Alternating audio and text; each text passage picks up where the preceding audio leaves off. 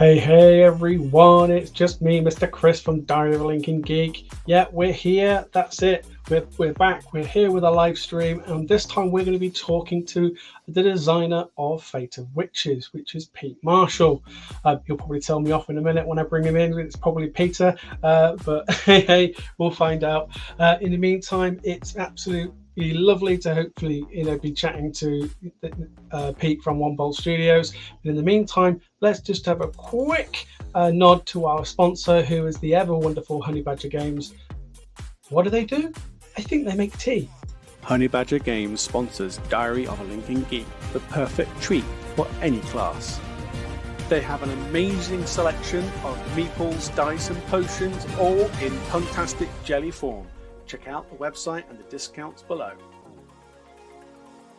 Well, yeah, that's right. They do some amazing treats and snacks and sweets, and they're even coming out with their own range of coffee too. So if you are interested, go and check them out because they have some amazing little discounts available for you as well. In the meantime, let's crack on and let's bring in our guest. Again, like I said, this is Pete, and he will be hopefully talking to us in a moment when I decide to get things working properly and actually get him in the room. Hello there, Pete. Hi, Chris. Cheers for having me on your show. Good. No, so you're most welcome. I mean, we met a while back now, probably about a year or so ago now. God, that's gone quick. Yeah, we met at the Manchester show, didn't we? The Tabletop Live. Tabletop Live, yeah. It was. Was it your first time going to Tabletop Live that year?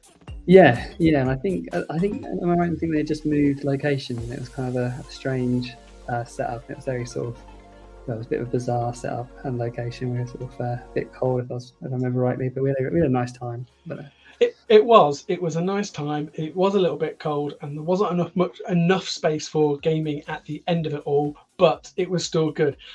It was my friend Henry's first board game convention, and he invited me along because knows I'm a big board game geek, and he didn't want to go by himself, and he didn't want to go with too many people, so he said, Chris, can we go? So we did, and we met your wonderful self, which is lovely, and we discovered your little game.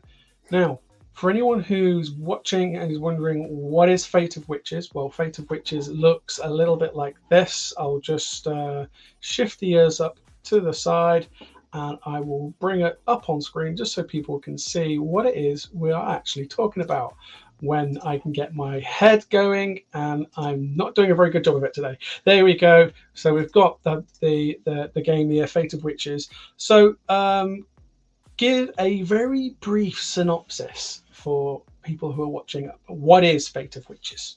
So Fate of Witches is a coven building card game where the aim of the game is over several rounds you are trying to build a coven that is going to have the highest score at the end of the game, basically. It sounds obviously very simple, but it has like a light engine builder mechanic. So you are bringing in characters, and each character you bring in, you draft in, will have their own abilities, and sort of some work better with other ones, and you're sort of trying to work out ways to basically get this high score by the end of the game. The other thing is that there's an element of macabreness to it because there's like witches and villagers, and you might be like sort of drawing them in, and sort of you can do things like sacrifice the villagers for extra powers and stuff. And everyone's doing this at the same time, so everyone's trying to build their covens and have a high score. Meanwhile, whilst the games are happening, you always have to be a little bit wary that there is a witch hunter and a hound who will be going around, and events will get triggered, and there is a trial area and characters, because it's a witch hunt and there's witches involved, someone will get burnt. So you might lose a character if you're not paying attention to this sort of ongoing trial element of the game as well. So you're sort of building yourself up, you're building these characters and sort of working out best ways to sort of bring in combos and things, and have this light engine builder style mechanic, but at the same time being aware that your character could go on trial if you're not being sort of wary of what's happening. Yeah, that sounds about right, and I remember it quite well because while I love an engine builder, I really do, I am no good at them. There's always someone. I'm one of these people that enjoys playing games, but someone else is always there better, these style of games, who beat me. And Henry, who was at tabletop, did exactly that. He was much better at these kind of games than me, and he absolutely and utterly got the game really quite quickly, if I remember correctly, and was understanding the elements of your game. And George from the Diary of a Lincoln Geek team, he too was very much of the mindset of understanding mechanics. So it'd be interesting to see how they pan and they play the game, because I know Henry was all up about backing this on Kickstarter when it comes to Kickstarter. And before I forget, it's down there at the bottom if anyone wants to go and check it out. It is there at the bottom of the screen. It's there available. It's quite a long URL. It's not a short one, so it's there so anyone can go and type it in and find it very, very quickly. But what I wanted to ask you, because I think I asked you when I was at the event, but like I say, it was quite some time ago now. But what was the inspiration behind Fate of Witches? Well, so the game, the start of the game, the very embryo of this game started in 2020 when on New Year's Day, I just decided, right, I'm going to make a game. I'm a big board game fan. My background is actually illustrator and graphic design, so all the art and stuff is actually illustrated by myself, as well as a colorist, which I'll mention in a bit. But I wanted to make a game, and it's funny. I actually, for preparation for this, I looked back at some of my notes. I've always kept notes of everything that happened along the way. And the first one is just 2020 January 1st. Had an idea for a game, and that's all it is in the entry. But it was I always knew it was going to be like a witch, because I'm a big folklore fan. I really enjoy horror folklore, especially in UK, and sort of just finding about stories of different areas and things like that. I'm a huge fan of just that sort of folklore in general, and so things like witches and stuff are what I enjoy the mythology. You eat it up. Sorry? You eat it up. You love it. You like it. And I think things, there was some inspiration for stuff like Hellboy and that kind of world of mythology and horror, in tying horror with folklore in that way. So when I started, I just literally knew I wanted to do a witch, and I had the idea of a coven. But the game I started with 3 years ago is not the game that we've got here now. Isn't that always the case? Yeah. So it's a lot more sophisticated and interesting, and because this is my first game I created myself. I've been in a very lucky position that over the years, because of my job, I actually got to work on quite a few other games and seen some games that I've sort of how do the game designers develop and refine their process. But the very first year, it was very loose. I just had this concept. It was very sort of like a party game almost. You had to just people were slapping down effects, and it was all over the place. And then it's only when you start to actually really refine it and look at the playtesting and get people involved and hear outside your friendship group that you realize actually this game isn't really anything yet. And then it slowly progressed over the years into what we have now. Yeah, no, I get that. I find that. I totally understand that, because the game that I've been working on and designing has gone through that very much similar phase itself. And so I understand when you say the game that you started with is not the game you've ended up with. So I do understand that at that point. It's fairly eloquent. And often we hear that a lot when we chat to designers about their games. They say, oh, it started off as something else, and it's ended up being like this. I remember talking to Richard from Card Noir, which I think you know Richard, don't you? And I think a fellow graphic designer and illustrator. And his game started out as a restaurant style game, if I remember correctly, with monsters. And look where that turned up, So these things take all sorts of routes. I'm sort of quite glad. It's always had the witch theme running through it.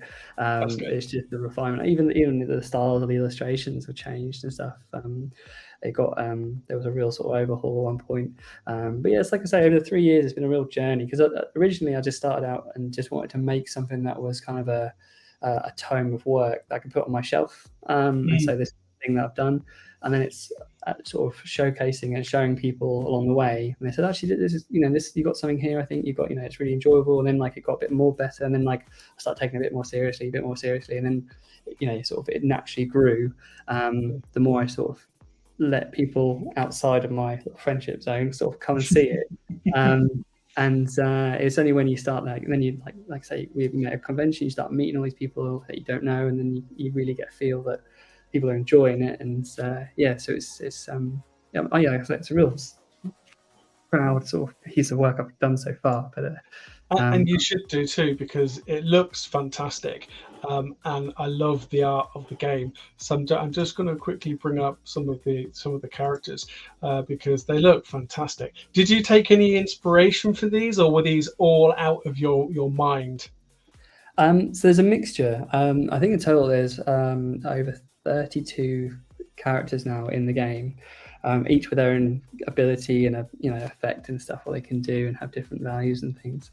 Some of them are just like concepts and things, but what's also been quite nice is I've been able to actually put in characters that I know and family members subtly, and people who've helped out. So being having complete creative control over, like the cat's in it is our old family cat. My wife's in it. My children's names are in the game, and my brother's in it and things like that. So it's nice just dropping those things in, and sort of they're like Easter eggs for myself really, and no one's really going to know them. But it's a nice element to it, and having that control over the design it's been really good. No, it's really good. We've got Simple Geek who has joined us in on TikTok. He says hi. I hope that everyone who's out there is watching, if you've got any questions for either myself or for Peter, the designer, please drop them in the comments. If I don't see them on TikTok, I apologize. If you want to jump on over to YouTube, you can, because you can, all the comments that come up on YouTube we can put up on screen so everyone can read them. So but I really like the design of this one. This guy's my favorite. I mean, I like them all, don't get me wrong, and I was to really kind of take, I'm a very visual person, and everyone on the Diary of a Lincoln Geek channel will soon pipe up and say that Chris, yes, he is a visual person, and if something doesn't look that great, he's going to really struggle to show any kind of interest. And the artwork on this really did grab me. Well, I think like that's for me. I sort of concur with you. Like for me, a large portion of what I invest in with anything on Kickstarter or any of these sort of games is it has to look nice. Again, I'm very much a visual person who visually sees stories and things like that. So it has to be beautiful or illustrated. I'm not gloating about my own work. What I'm saying is other people's design work, and that is, if it looks good and it's an okay game, I'd probably still go for it. If it looks amazing, and it's an okay game, I might even still go for it. But if it's an average game but the artwork's bad, I'm just not interested really. We shouldn't be like that, and we shouldn't judge games by their covers, but it so often happens. And I will freely admit, you may not know this story, but some of the people who follow us on the channel will know the story, because I've said this before. But it has backfired on me, because I saw the Labyrinth board game that came out. The miniatures were stunning, the artwork was stunning, and it was poo. And I'm not going to say who makes it, because I feel like I badger them far too much, and I don't want to be that person. But it was just a roll and move. There was no elements of anything changing within the game, and that's what Labyrinth is all about. Things are supposed to move, and so there are times where great looking games can be bad. So it's not always that way. We shouldn't let it be like that, but I know exactly what you mean.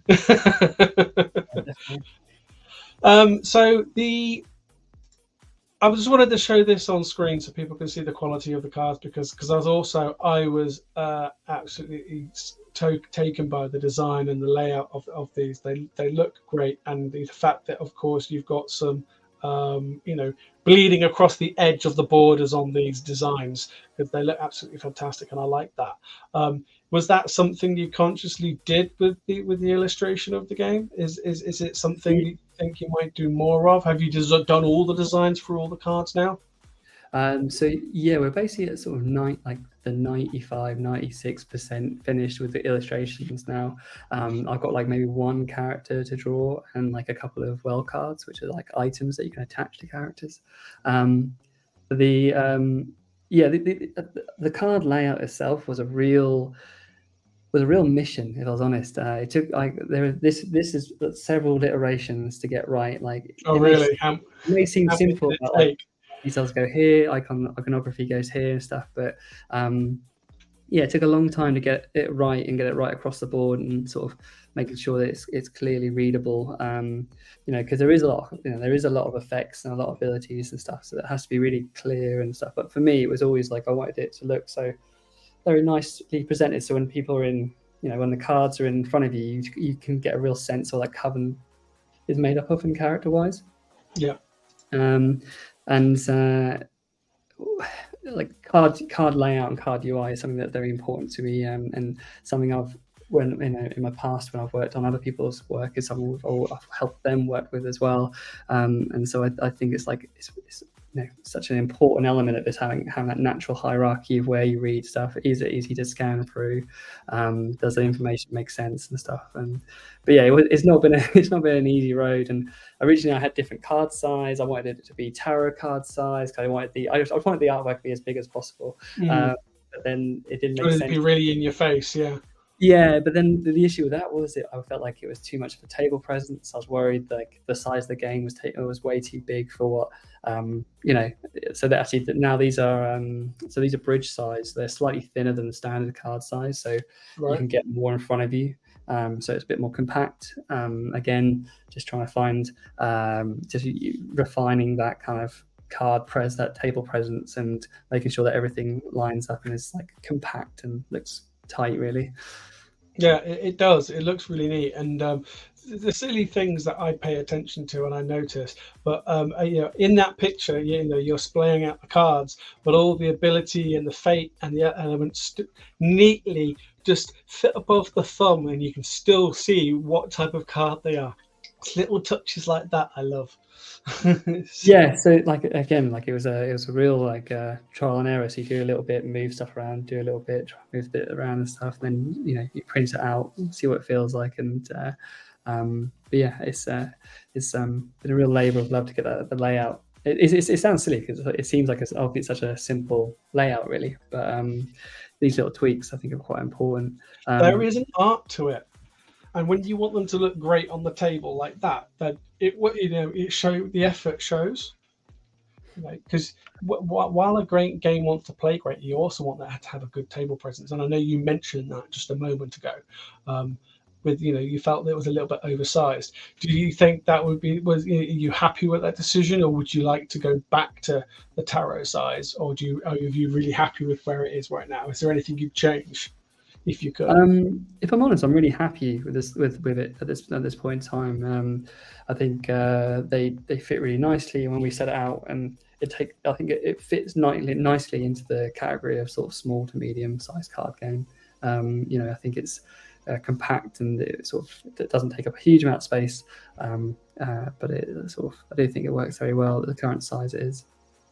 Well, that's good to know.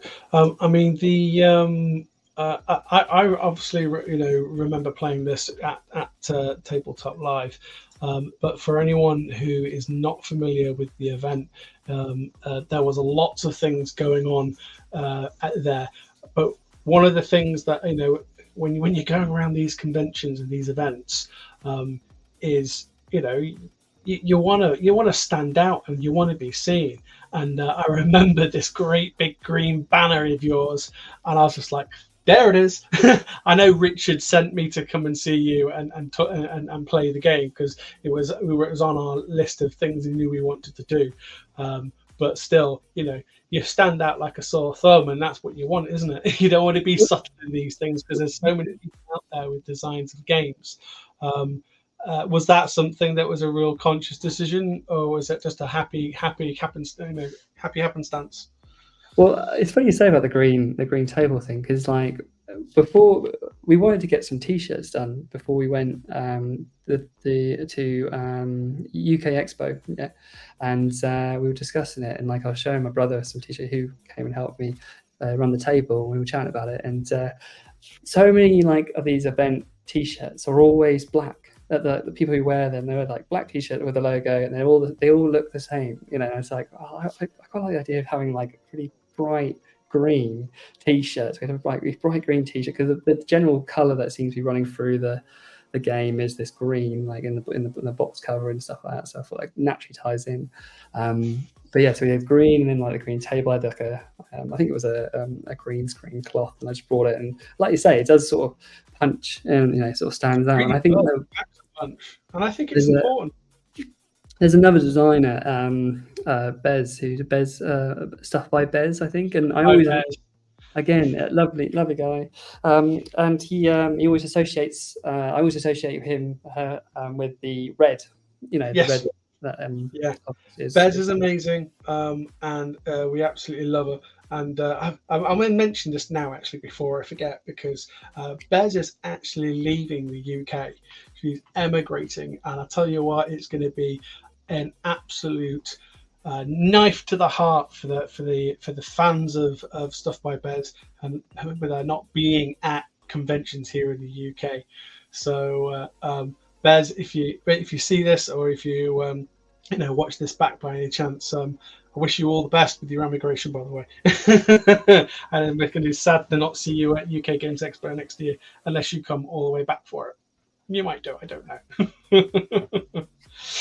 So before we come back to any more questions, I just wanted to switch over and just let people know that we're actually running a really good giveaway at the moment with our good friends over at Silver Birch Games. They are ever so kindly have donated a copy of Deck Chairs on the Titanic as a giveaway. And if you are interested in checking that out at all, then head on over to the Diary of a Lincoln Geek website, because all the details on how to enter are in the article on the homepage. So go on up and have a check of that out, because all the information is there, all the way just right about 2/3 of the way down the page, right next to the Rent, Shuffle and Roll. There you go. So without further ado, now I've mentioned that, I'm going to switch back over to this screen. There we go. There it is. There's the green we talk about. It's not. It's this lovely mottled, faded kind of green. I like it. I really love it. And I tell you what, is the font your own design? It's a mixture. It's been edited from taken from another font and then sort of changed slightly. Yeah, I love the font. I think it works and fits really well, because sometimes fonts look out of places with the designs. By the way, I'm a designer, in my own experience. I'm a graphic design, animation student, so I spot these things. But for anyone who is interested and wants to check out Mobile Studios' Fate of Witches game, the link is going across the bottom. And of course, it looks like you've got a great following, which is a good start, because of course that is one of the key things with a Kickstarter or any kind of crowdfunding, is having that subscribers and list of followers who are interested in your project. I mean, you say this has been a labor of love for 3 years now, isn't it? And so this kind of leads me into my kind of next question, which I ask this a lot, and Richard will vouch for this, but do you have any tips? I know you've not started your Kickstarter yet, but is there anything you've learned already that you could go, the next person who's doing a Kickstarter needs to know this? What would be your top tip you've discovered so far in your journey? I think everyone sort of always says about like building up your mailing list and getting people that on. There's no time to wait on that. You just literally, as soon as you start, get that sorted and get this running as well. Another advice I had was setting up your Board Game Geek page and getting people sort of leaving reviews, even if they're using every time we went to a convention or we did a show, we always got people to say, if you leave a comment just saying that you tried it, you liked it, it helps to give that social proofing that this thing is a real thing and it's been out there in front of people. It's not just a bedroom project. We found that was quite quite good. And also, like, people will search for your game through Board Game Geek, and at least if there's something there for them to at least sort of go, oh, there's an element that helps, like I say, social proof that it's kind of a thing that's real, and got a bit of kudos behind it. And yeah, like, sort of having a Facebook and sort of all those sort of socials do sort of help. In the past, I've helped several people do their Kickstarter pages, and I'm in the process of designing my own, which I'm finding incredibly difficult because I'm my own sort of worst critic on it. It's easy to do it for someone else and just design. So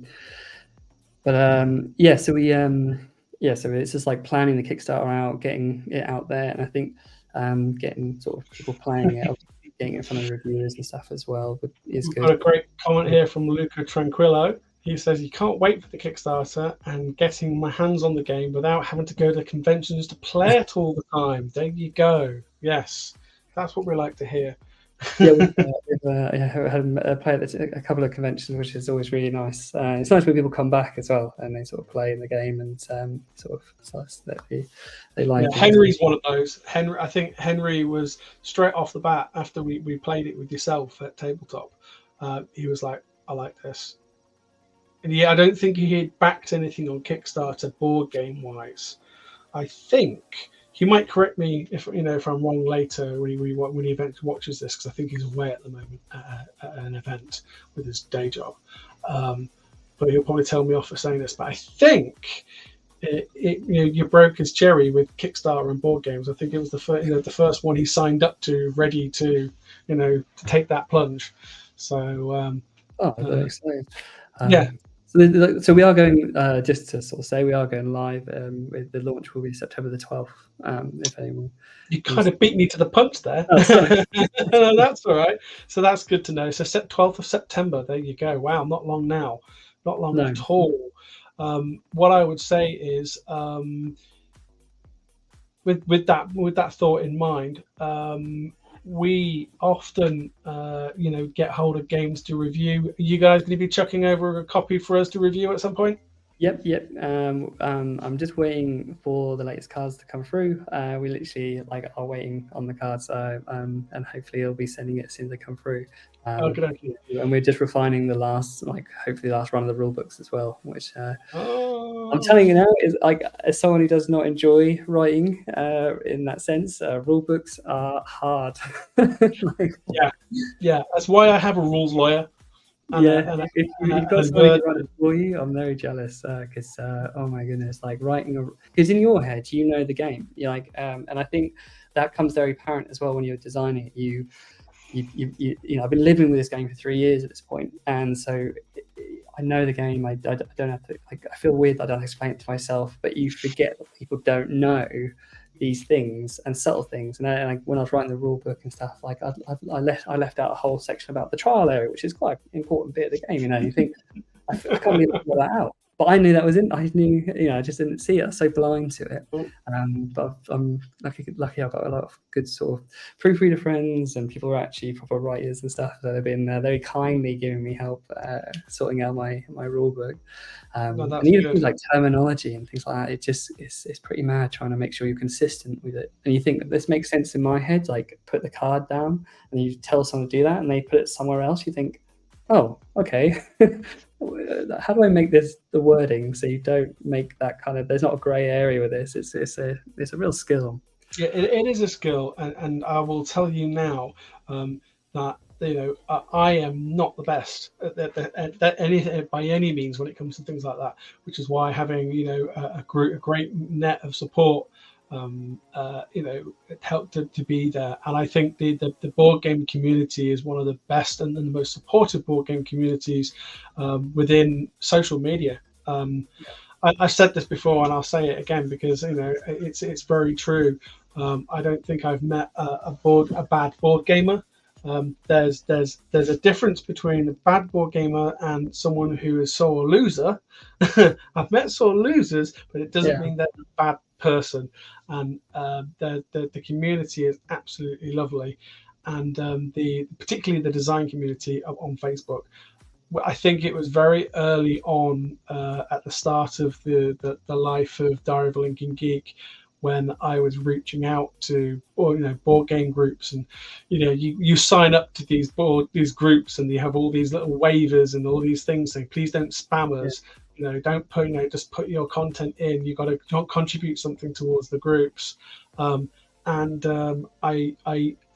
I met Devon Metlin through the board game design groups, and he's very much an active designer and board gamer within the community itself, and he's set up this group called Board Game Hype, and I tell you what, to have someone who is genuinely excited and enthusiastic about the industry, it helps. Yeah, I am not a natural person I can talk. By all means, I can talk, but I'm not naturally confident about hyping something up, about being positive about something. I am my worst critic. Are you like that? Are you quite self criticism of your work? Are you able to pump yourself up because you need it? I think that it took a long time to realize, this isn't going to go anywhere unless I start sharing it and standing in front of people and saying about it. And it's a hard one because you sort of, confidence isn't everyone's strong suit. And I think it's maybe a namely English thing as well, that you can't be overly confident in yourself, seen as arrogant in some ways. But it's a hard one, yeah. So, but it's something I think everyone, I sort of touched on what you said earlier. The community is incredible. It's really is I think one of the things when you start to step out and say this is the thing I'm making, it's going from this thing that I'm making as a little hobby in my kitchen, whatever, it's now going to be this thing. The I think Board Game Lab, place like that. You sort of put it out there, and it's everyone wants you to do well, which is a really nice feeling. And I think when you're starting out, the quicker you get your ideas out and sort of start asking people for feedback and getting strangers to play test with you and all that sort of stuff, the quicker your game will get better and more refined, and you'll find the confidence in yourself by doing that. You sort of chicken and egg a little bit. You get confident because you do. It is hard when someone comes back and say, actually, this game doesn't work for this reason, and they're completely sort of. You have a bad play test, but you need those bad play tests to make you more confident and stuff. And then you sort of going out to these conventions as well, and getting in front of real strangers and just sort of standing there in front of your wares and just sort of. It does take confidence, but it's sort of also it comes with time, I think. It's important. It is. You got to be like I say. I'm the worst person when it comes to self-constructive criticism, but I also know it's important. And how did you get over it? By having the support of people like you've mentioned before, like someone like Richard, where you have little check-ins. We would every now and again have a little check-in, just as because other designers know how hard other designers are working, so they will you can you have that kind of. Even though you don't know these people, you know that it's difficult to do these things and work hard. It's crazy, isn't it? Yeah. You're quite happy to sort of discuss with people, and I think, like I say, and I think like I said before, people want you to do well, so they're there to sort of give you support. It's all, with the board game and space in general, they were all making something. It doesn't feel like we're in competition with each other ever. I've never felt like I'm got to beat this person. There's always a sense of actually it's more like I'm doing my journey. People want to help you along your journey, but they'll go back to their journey and vice versa and stuff. So it's a like I said earlier, it's a really positive community. And I sort of strongly recommend, if you've got a game out and working on it, sort of reach out to these places like Devon with his Board Game Hype and stuff and things like that, because they're really good. They really are. And I would definitely advocate, for anyone exactly who else is also looking to do this journey or have got an idea, don't be afraid. My piece of advice is to talk about it as early as possible, because I think I made the mistake with Hedgehog Haven to be talking about it. I was afraid that someone was going to steal my idea, and that they're not out there to do that. The community is an amazing one, and very supportive. And I think that there's a pieces of advice that I had from Martin from Paperboat Games, for an example. I'm not just name dropping here, by the way, guys. The genuine people who we've met through being and doing what we do as a channel. But Martin gave me some very wise advice. He says, we're not here to screw each other over. We're here to help. We're a family, and it's very true. And that ironically, he said that to me when we were around at his house, collecting our copies of Snapshot, playing games at his house. And ironically, we weren't playing Snapshot. We played Viticulture and another game that I can't remember, but it was really good fun. Of course, George kicked my butt at most of it, having since played them. But yeah, it's very true. And I do recommend anyone to get on the groups and get your name out there and start talking about your game. Gregor, a really good example of one is Kugo, if I'm pronouncing it correctly. Did you were at UK Games Expo this year, weren't you? No, it wasn't actually. It was the previous year, wasn't it? You were there. I wasn't there this year, no, unfortunately. Oh, right, okay. I thought you were. Sorry, I thought I saw you. My bad. But they were there, and they've got this little game where it's wooden blocks. It's so simple. The concept is basically imagine what's the stacking game? Jenga, yeah. Imagine Jenga-style blocks, but lots of different shapes and designs, and you basically got to, you can make your own courses, and you flick the projectile across from one side to the other, and it's concepts and simple games like that grab your attention. And I tell you what, the amount of people that are around that table, it was phenomenal, and there were standout games where I wouldn't have picked them, and that was one, because I wouldn't have gone there. And Gregor was like, have you seen it? And I'm like, what? He says, you need to come and check out this game. It looks really good. He'd already spoken to them prior to me arriving. And I was absolutely taken back by what was such a simple concept. Have you had any moments like that yourself when you've looked at someone else's game and gone, oh my God, wow? What sort of conventions? Yeah, conventions or in similar situations where you've just been taken aback, back by something. Well, a lot of the time it's to do with art, or it's some of my favorite campaigns in the past that I've really liked and enjoyed was I really enjoyed Hidden Leaders. By BBF games. Like for me, that again, it's artwork that draws me in. Made for that. I was actually very lucky to work on Forest of Pangaea. Again, beautiful artwork, great concept with the trees, and a fantastic Kickstarter and stuff. In person, off the top of my head, I can't think of any right at the top of my head. And that's fine. We can't always see things in similar lights. It just happens to be one of those things that I'll do.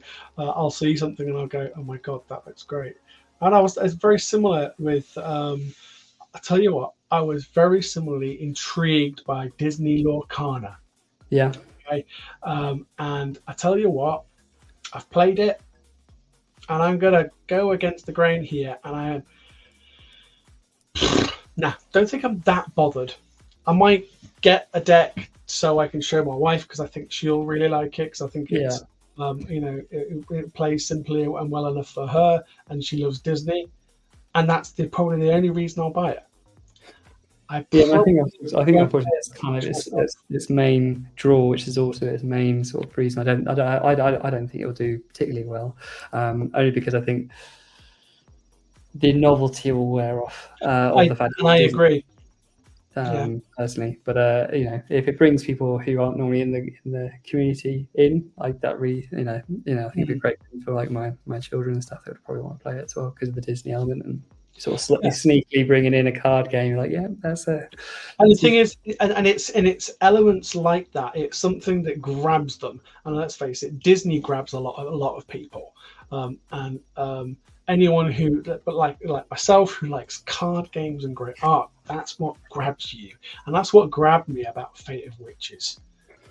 Fate of Witches, it was the concept with the way you've got the two kind of factions and the burning of the heretics and all those kind of elements that initially I struggled to get.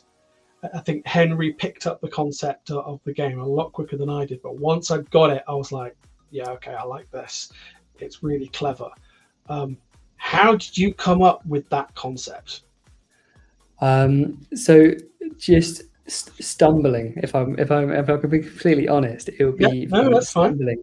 Fine. It's one of those things where I had this initial game and then I added a little bit more. So I had a deck with effects on it, and we're playing that game. That sort of worked, I suppose. And then like a friend of mine said, well, why you got two different cards? Why don't you just put the effects on the character cards? And like, obviously. And then that becomes a different game, and then like a better game than what it was, and then like it slowly got more and more refined. I feel like it's all like a funnel a little bit. You start off this mad loose game, and it gets more and more distilled to a point where you're really happy with it. And I think like the last iterations, like the one that you saw at the convention, and we went to the convention in Norwich to Dicini, and I think that one was probably the absolute, like, that's nothing's really going to change at this point now. The game is as it is. There was quite a big jump from the UK Expo to this year, from last year. This year, we introduced a solo mode now, so there's now a solo mode. Nice. There was additional 10 cards that have been added, so that have been brought in. So and then things have been refined, and sort of because originally we were actually going to launch last September, but I decided to not do it because I just think, it wasn't the right time, and I think that's something else that I think sort of advice wise on the Kickstarter is like, you set the date, so if I'd steamrolled ahead and gone with the September last year, I don't think it would have been as good a game as it is now, and I'm glad I took the time to get that break. So now I'm really happy. Like, we literally got like the physical prototypes of the boxes now. Got all the standees, the punchies. I know how much everything's going to weigh and how all the card like weights and stuff, and the production version. So that extra little bit of time has really made me feel way more confident about it going forward.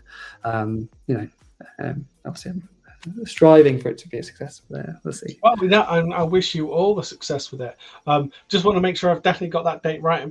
I've just put it on screen for everyone. You confirmed launching the 12th of September on Kickstarter. Are you going to be doing anything on any other platforms, or is it purely Kickstarter? You're not going to do a game found or anything? Currently, it's gonna be Kickstarter. It's gonna be a Kickstarter. I think I'm very much of the ethos of do something simple and well. It's going to be a very clean, like the pledges will be very, very simple, and the stretch goals will be very simple. But I just think like I'd rather do something well, communicate well, get the product out well, and get it in people's hands. Okay. You're hinting at stretch goals. Could you give us any kind of clues or what that might be?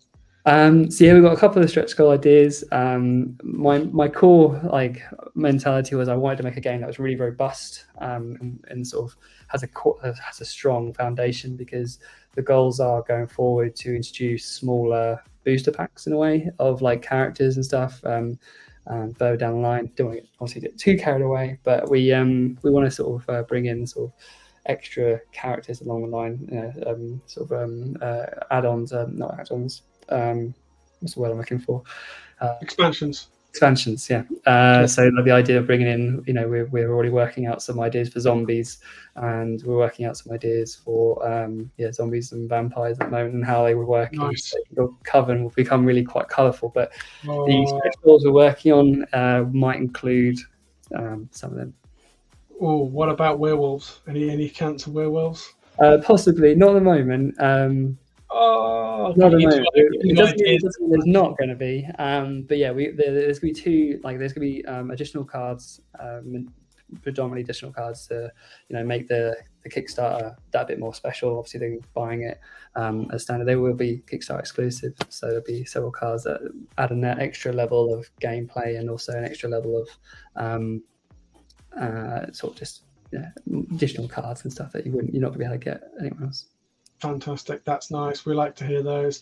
And of course, if you have enjoyed this and you are intrigued by more about what Fate of Witches is going to be doing and what, of course, Peter is going to be bringing to Kickstarter, and if you aren't already following it, make sure you go and follow that Kickstarter, because it's going to be launching on the 12th of September. It's exciting. It really is. I can't wait for that to go live, because I think Henry's going to be like chomping at the bit to help me with the review for it. So I will just say, in the meantime, like, we have the Facebook group is pretty active, and it's been a really good source of people giving ideas and names, because a lot of the characters also have been named by the community, been designed by the community, and we're hoping to do a couple of like fun sort of competitions and things, like art competitions and draw this in your own style kind of things, build up to it, sort of again, just to get more artwork and people drawing it as much as they can. Fantastic. Well, look, where's the time gone? We're at 46 minutes. That's just gone quick as hell. Yeah. It always does. I always feel we could do the show a bit longer, but 45 minutes is that kind of little golden nugget. It really is. So, of course, if anyone is watching this back and you aren't subscribed to the channel, then, of course, please do subscribe and follow. And, of course, check out the Kickstarter for Fate of Witches. The witches are all across the screen at the moment. Of course, we've also got the Facebook group, which of course which is for Fate of Witches. So do obviously please join that and follow that. I hope I got that right for you. If you search Facebook card game, you'll see it, and then also there's like an Instagram, same again, Fate of Witches game, you'll see it. Just look for the green, I guess.